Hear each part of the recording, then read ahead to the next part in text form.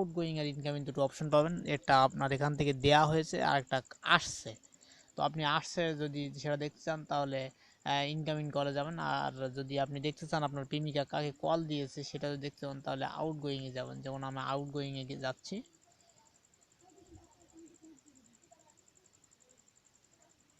তো দেখুন এখানে কিন্তু আপনি কিন্তু দেখতে পারবেন। তো আমি তারপর আপনি কিন্তু এখান থেকে ইনকামিং আউটগোয়িং কল দুটাই দেখতে পাবেন। তো দেখুন আমার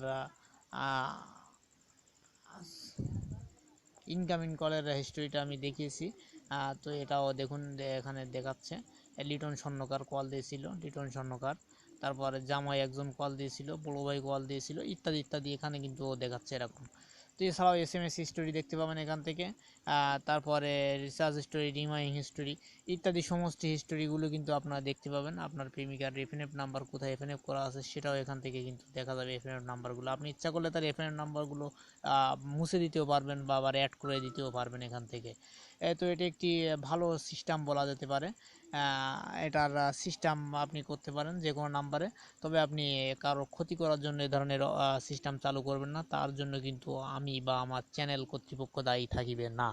তবে একটি কথা বলবো, অবশ্যই এই সিস্টেমটা করতে হলে তার একটি বাংলালিংক সফটওয়্যার সিমের প্রয়োজন হবে। এটি বাংলালিংক সিম ছাড়া এই সিস্টেমটা করা সম্ভব হবে না, আর এটা শুধুমাত্র বাংলালিংকের জন্য। তো আমার ইউজ হিস্টোরিও এখানে রয়েছে, আমার নাম্বার সহ ইউজ হিস্টোরি। তো যাই হোক, আমি আর বেশি কিছু দেখাতে চাই না এবং টিউটোরিয়ালটি বড় করতে চাই না।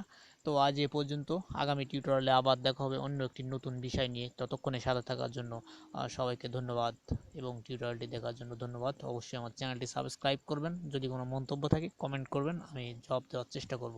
আজ এ পর্যন্ত।